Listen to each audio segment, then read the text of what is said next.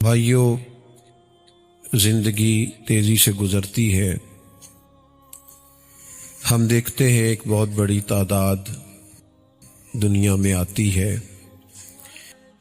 زندگی کی صبحوں اور شاموں کو دیکھتی ہے۔ بہت سارے سخت گیر حالات سے لوگ گزرتے ہیں، دکھ دیکھتے ہیں، سکھ دیکھتے ہیں، آزمائش دیکھتے ہیں، بالآخر دنیا سے چلے جاتے ہیں۔ قابل غور بات تو ہے نا کہ یہ دنیا میں آنا، وقت گزارنا، حالات کو دیکھنا اور پھر چلے جانا، اس کا کوئی نہ کوئی مقصد تو ہوگا، کوئی نہ کوئی حکمت تو ہوگی۔ بھیجنے والے نے کچھ نہ کچھ فیصلہ کرم تو فرمایا ہوگا بھیجتے وقت۔ دنیا میں آنے کے لیے ہر انسان کا کچھ نہ کچھ مقصد ہے۔ ہم نے اپنے اپنے حساب سے کچھ مقصد طے کر لیے ہیں جو ہمیں تکلیف دے رہے ہیں۔ کچھ لوگوں نے سوچا ہے کہ شاید دنیا میں آنے کا مقصد محض پیسہ جمع کرنا ہے۔ پیسہ ایک ضرورت ہے، مقصد نہیں ہے۔ کچھ لوگوں کا خیال ہے کہ شاید بہت ساری شہرت جمع ہو جائے، ہزاروں، لاکھوں، سینکڑوں لوگ مجھے جاننے لگ جائیں، ہر آدمی کو پتہ چلے کہ میں بھی موجود ہوں، میرا بھی یہ نام ہے، میرا بھی یہ تعارف ہے، تو شاید یہ میرا مقصد ہے۔ کچھ لوگوں کا خیال یہ ہوتا ہے کہ کسی بڑے عہدے پر متمکن ہو جاؤں، کوئی بڑا منصب مل جائے، کوئی سیاسی سماجی حلقوں میں جانا پہچانا جانے لگوں، تو یہ میرا مقصد ہے۔ کچھ کام تکلیف دہ ہوتے ہیں، اذیت پہنچاتے ہیں۔ یہ دولت کی، شہرت کی، اقتدار کی محبت یہ بہت بڑا نقصان کرتی ہے انسان کی روح کا۔ آپ نے کبھی لوگوں کو افسوس کرتے دیکھا ہوگا کہ یار فصلیں پکی تھی، بارش آ گئی، یا فصلیں پکی ہوئی تھیں اور آگ لگ گئی، یا فصلیں پکی تھیں اور طوفان آ گیا۔ اندر کی فصل جب پوری طور پر پک جاتی ہے، روح کی فصل جب پوری طور پر پک کر تیار ہوتی ہے، تو اس کا جو طوفان، جو بارش نقصان کرتی ہے، وہ دولت اور شہرت کی محبت ہے۔ پورے طور پر روح اجڑ جاتی ہے، انسان کو پتہ بھی نہیں ہوتا، وہ باطنی طور پر پورے طور پر بے آباد ہو جاتا ہے۔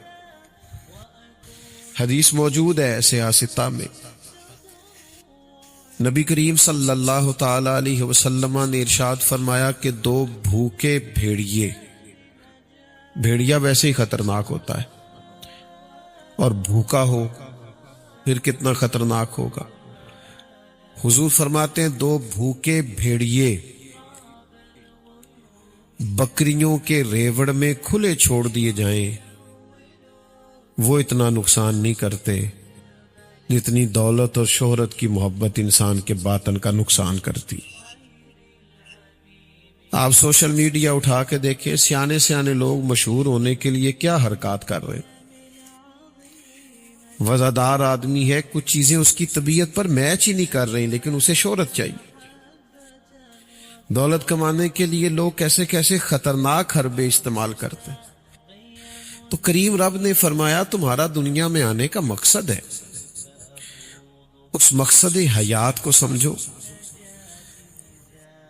ارشاد فرمایا الذی خلق الموت والحیات لیبلوکم ایکم احسن عملا، ہم نے موت اور حیات کو اس لیے پیدا کیا ہے تاکہ پتہ چلے تم میں بہترین عمل کون کرتا، اپنے کردار سے، اپنی صلاحیت سے، اپنے ہنر سے، اپنے منصب سے، اپنی تعلیم سے بہترین زندگی کون گزارتا ہے، اور اچھے اعمال کا اثر کون چھوڑتا ہے۔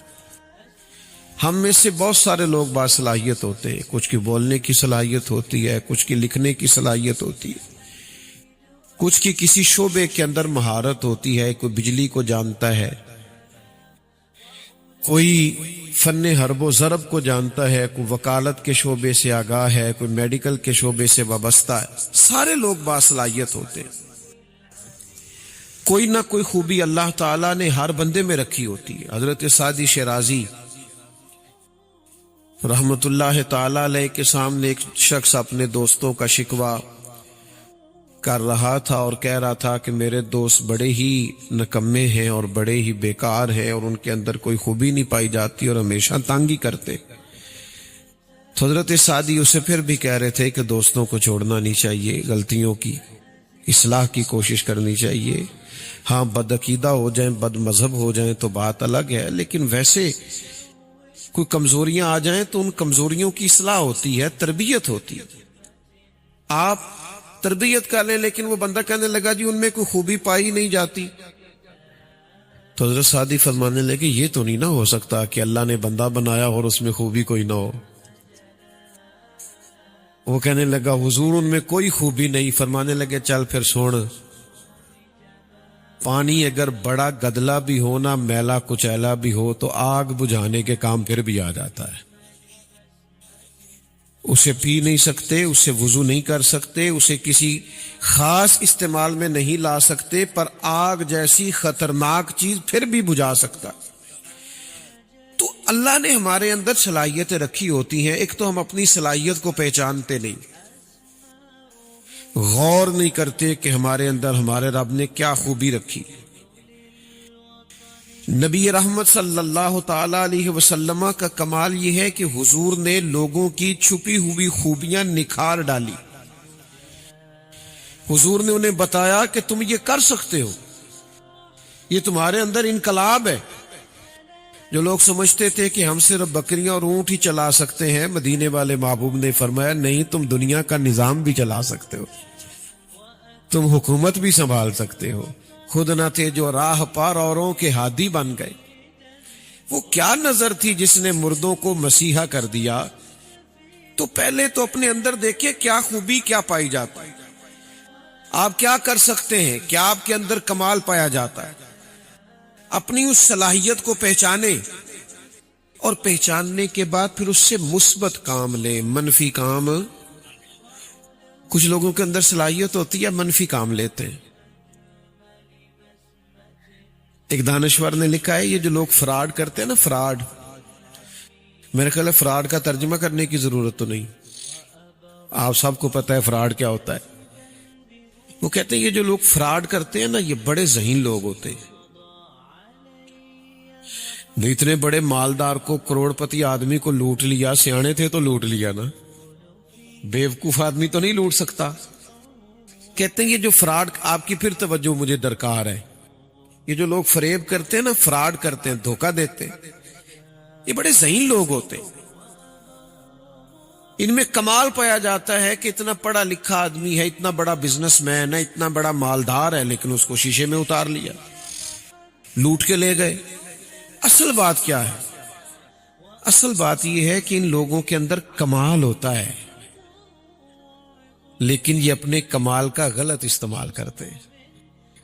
اگر یہ اس کا صحیح استعمال کرے نا، اللہ کرے آپ کو سمجھ آئے میری بات کی، چلے میں ایک مثال دے کے سمجھاتا ہوں اور بات آسان ہو جائے۔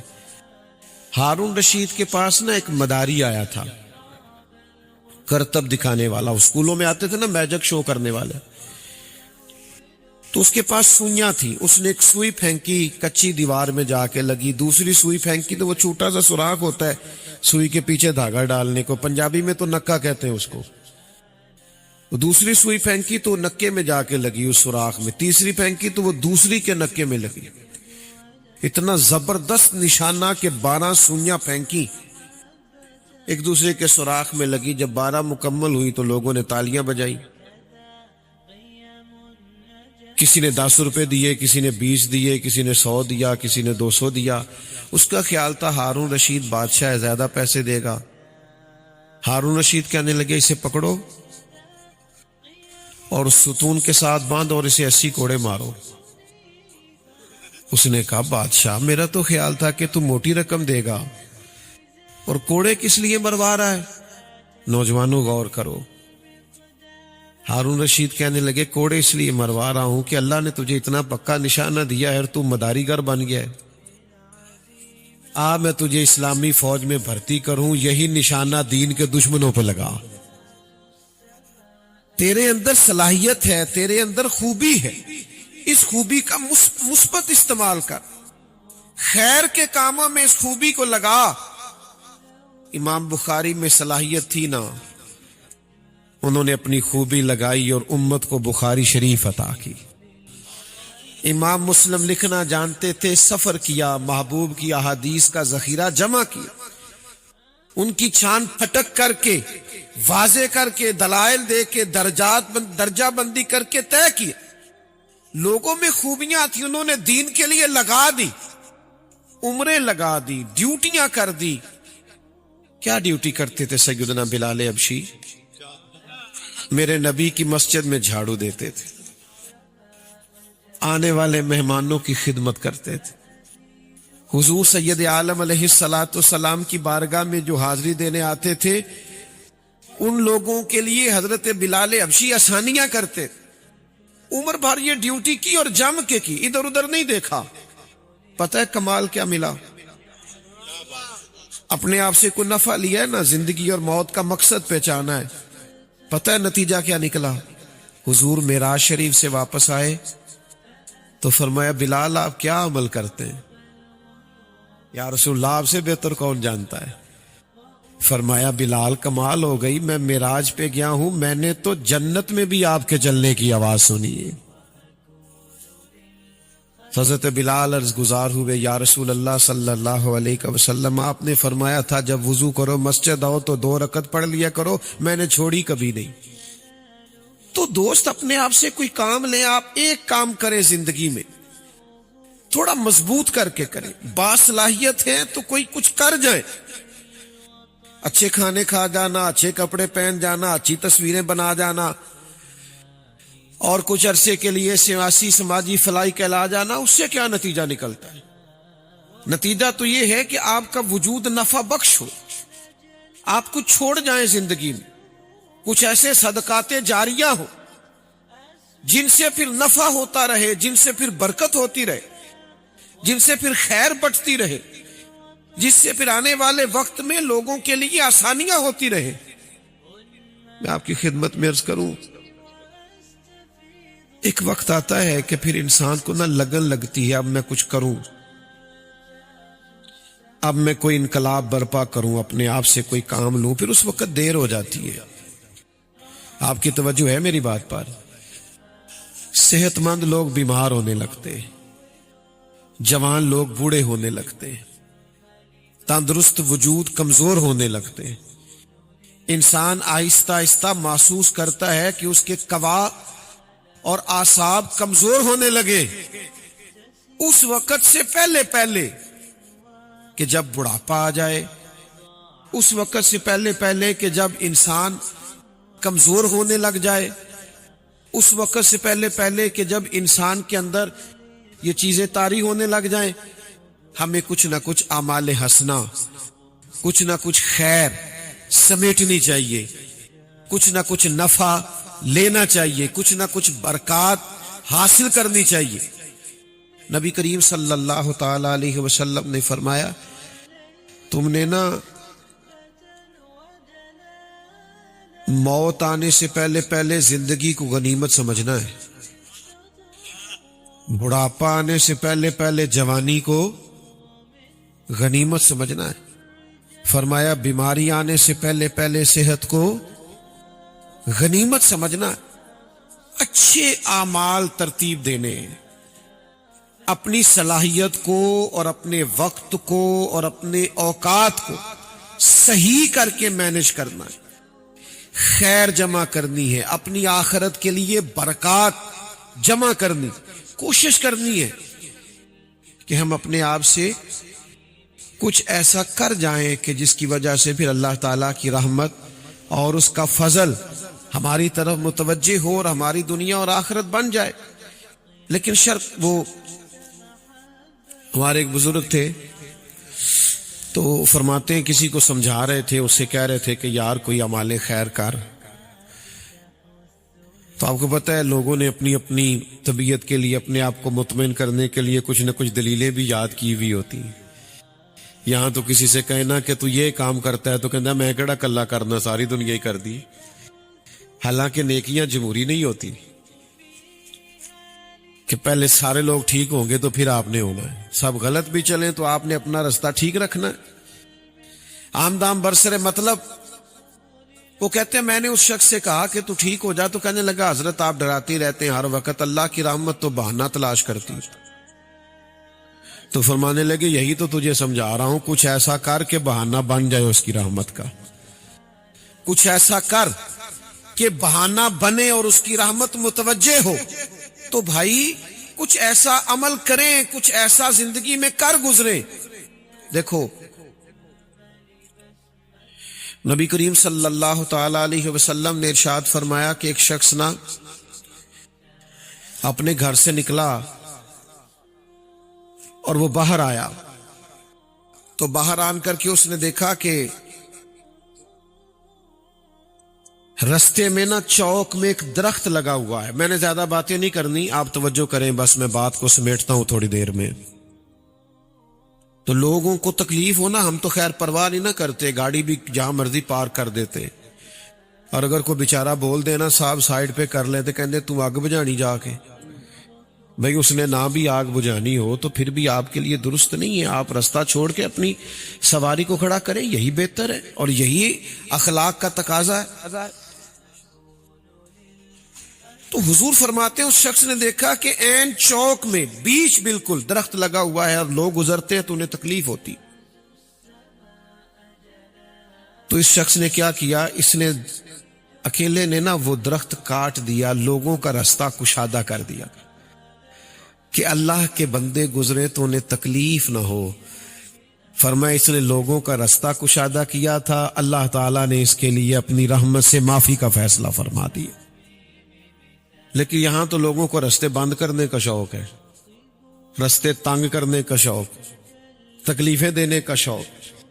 تو یاد رکھیے گا کہ اپنے وجود سے کچھ ایسا کیا جائے جس سے اللہ کی رحمت کرم متوجہ ہو، بہانہ بنے اور ہمارے لیے آسانی ہو. لیکن ہم باوجود اس کے کہ ہمارے اندر صلاحیت ہوتی ہے، خوبی ہوتی ہے، کر سکتے ہیں، ہماری گنجائش میں ہوتا ہے. آپ نے مجھ سے ناراض نہیں ہونا، کچھ لوگوں کے ایک ٹیلی فون سے کئی لوگوں کا مسئلہ حل ہو جاتا ہے، لیکن وہ اتنی تکلیف کرنا بھی پسند نہیں کرتے. ان کے صرف کہہ دینے اور بول دینے سے برکت ہو جاتی، لیکن وہ اس کے لیے بھی ذہنی طور پر تیار نہیں ہوتے. تو ساتھیو کوشش کی جائے کہ کچھ ایسا زندگی میں کر جائیں کہ جب ہم جائیں نا دنیا سے تو دعائیں کرانی نہ پڑے، دعائیں نکل جائیں دلوں سے. جو آئے وہ دعا کر کے جائے کہ یار کمال ہو گئی، یہ تو بندہ ہی بڑا قابل تھا، یہ تو بندہ ہی بڑا انفرادی تھا. یعنی دعائیں، وہ مرحوم واصف علی واصف تھے نا، تو سکول ایک بنا رکھا تھا، پرائیویٹ سکول، ریٹائرمنٹ. آپ کی توجہ ہے میری بات پر؟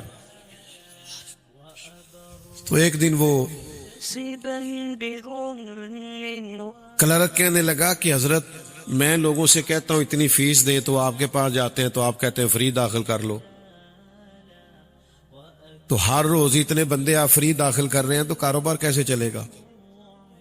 تو فرمانے لگے تیرا کیا خیال ہے؟ میں کاروبار کر رہا ہوں.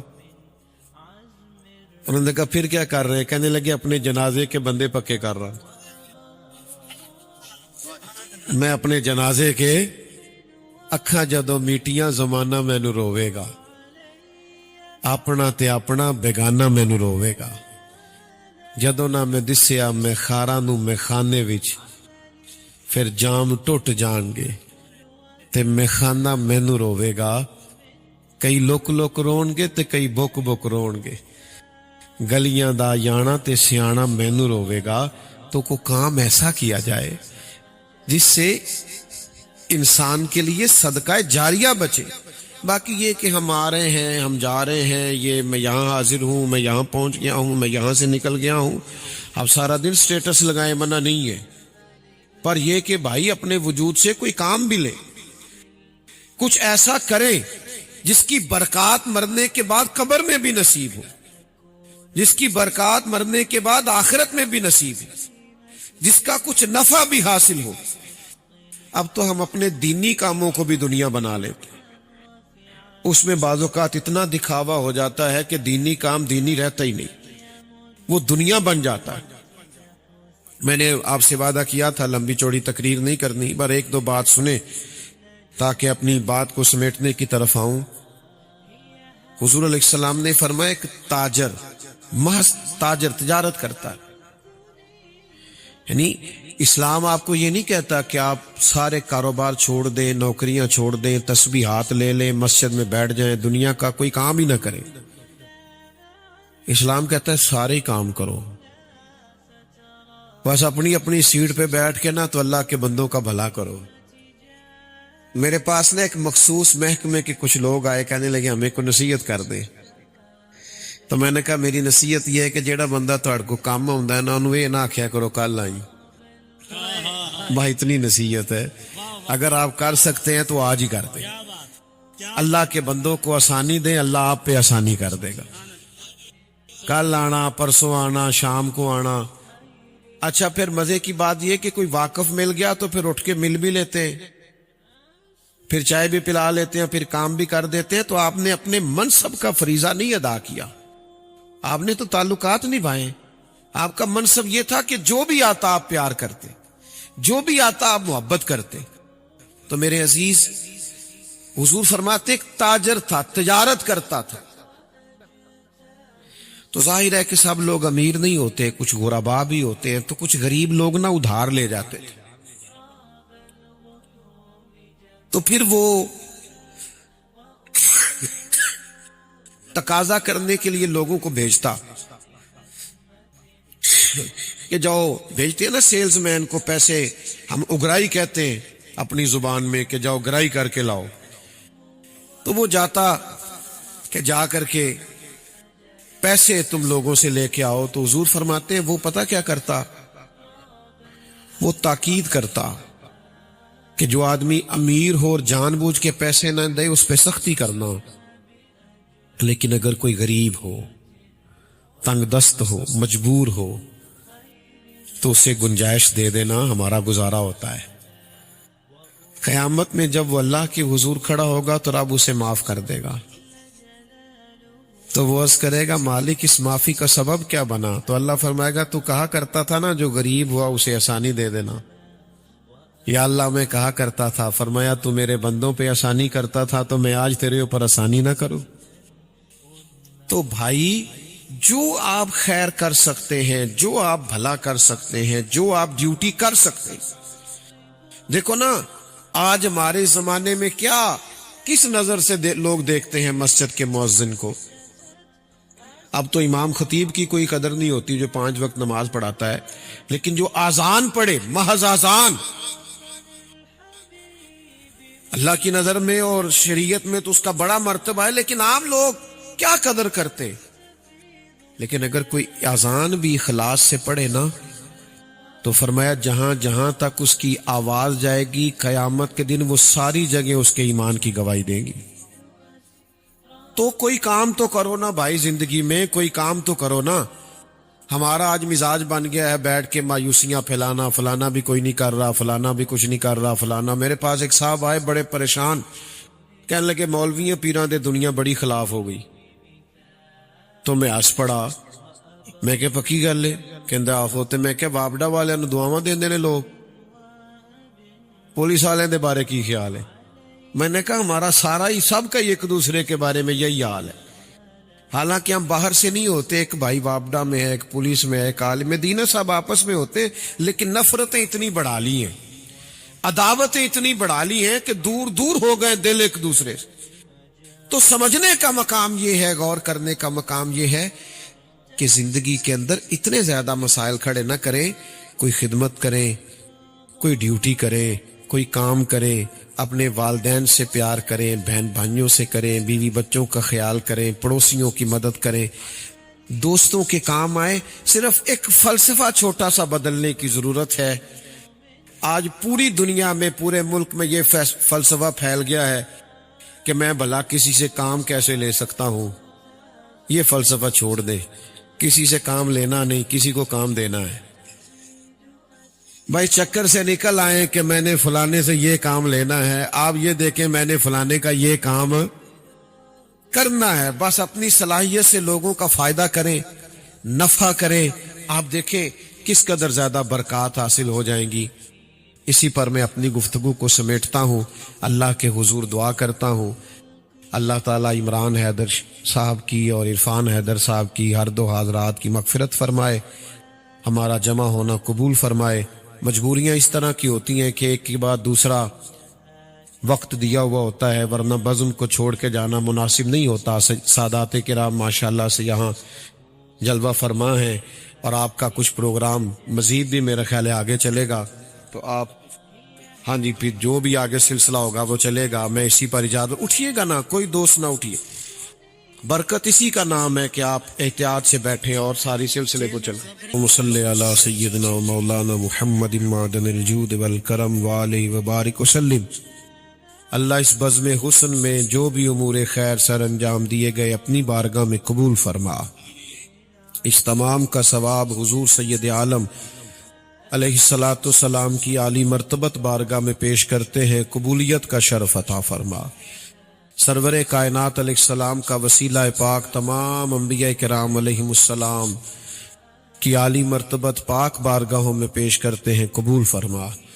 نبی کریم علیہ السلام کی مقدس اہل بیت اطہار کی مقدس بارگاہوں میں پیش کرتے ہیں، اللہ قبول فرما۔ حضور کے جمیع صحابہ کرام کی عالی مرتبت بارگاہوں میں پیش کرتے ہیں، اللہ قبول فرما۔ تمام تابعین، تبع تابعین، علماء، محدثین، مفسرین، ائمہ مجتہدین، سلاسل طریقت کے تمام بزرگان دین کی ارواح کو اصال ثواب کرتے اپنے فضل و کرم سے قبول فرما۔ میرے کریم اللہ، اتنی بڑی تعداد میں مسلمان یہاں جمع ہوئے، ذکر اذکار ہوا، نعت خوانی ہوئی، ہم سب نے ہاتھ اٹھائے، اللہ تعالیٰ اس تمام کا ثواب ہم عمران حیدر صاحب اور عرفان حیدر صاحب ہر دو حضرات کی بارگاہوں میں اصال ثواب کرتے قبول فرما۔ اللہ ان کی قبروں کو ٹھنڈا اور روشن فرما، نبی کریم علیہ السلام کے نور پاک سے منور فرما، تا حد نگاہ وسیع فرما۔ اللہ جب قبروں سے نکلیں تو نامہ اعمال سیدھے ہاتھ میں عطا فرما، اپنے نیک اور پاکیزہ بندوں کی جماعت میں شامل فرما، محشر کی سختیاں ان پر آسان فرما۔ کریم اللہ، ان کے والدین کو صبر جمیل عطا کرنا، بڑا حوصلہ عطا کرنا، اہل خانہ کو ہمت اور توفیق عطا کرنا۔ اللہ وہ جتنی نشانیاں چھوڑ گئے ہیں سب کی حفاظت فرمانا۔ انسان ہونے کے ناطے زندگی میں کمی، کمزوری، غفلت، سستی ہو گئی، اپنے فضل سے معاف فرما۔ دامے، درمے، قدمے، سکھنے، چھوٹی بڑی جتنی نیکیاں انہوں نے کی ہیں ساری قبول فرما لے۔ اللہ کریم ان کی چھوٹی نیکیاں بھی بڑی کر کے ان کے لیے ذخیرہ آخرت بنا دے۔ اللہ تعالیٰ یہ ساری دعائیں ہم جتنے حاضر ہیں، ہم سب کے خاندانوں میں سے جو دنیا سے گئے ہیں سب کے حق میں قبول فرما دے۔ اللہ تعالیٰ اس خاندان کو ہمیشہ آباد فرما، اپنی رحمت کا سایہ عطا فرما، اپنا فضل اور احسان فرما، ہمارے گناہوں کو معاف کر دے، ہماری غلطیوں سے درگزر فرما، ہمارے علم کو نافع فرما، ہمارے اعمال کو خالص فرما، سجدوں کا ذوق عطا فرما، عبادتوں کا شوق عطا فرما، تلاوتوں کی لذت عطا فرما، اپنی یاد کی توفیق عطا فرما، امت کی خیر فرما، عالم اسلام کی خیر فرما، ملک پاکستان کی خیر فرما۔ ہم میں سے کوئی بیمار ہے تو شفا دے دے، مقروض ہے تو قرض سے رہا کر دے، تنگ دست ہے تو رزق میں وسعت پیدا کر دے۔ ہم تیرے عاجز بندے ہیں، دنیا ہو یا آخرت ہو ہماری پردہ پوشی فرمانا، ہماری پردہ پوشی فرمانا۔ اللہ تعالیٰ جعفر صاحب کے لیے بھی دعا کرتے ہیں، ان پر بھی اپنا خاص فضل و احسان فرما، اپنی خاص رحمت فرما، اپنا خاص احسان فرما۔ اللہم انا نسألک العفو والعافیۃ فی الدین والدنیا والآخرہ۔ اللہم اعنی علی ذکرک وشکرک وحسن عبادتک۔ رب اغفر وارحم وانت خیر الراحمین۔ وصلی اللہ تعالی علی النبی الامی وعلی آلہ واصحابہ اجمعین برحمتک یا ارحم۔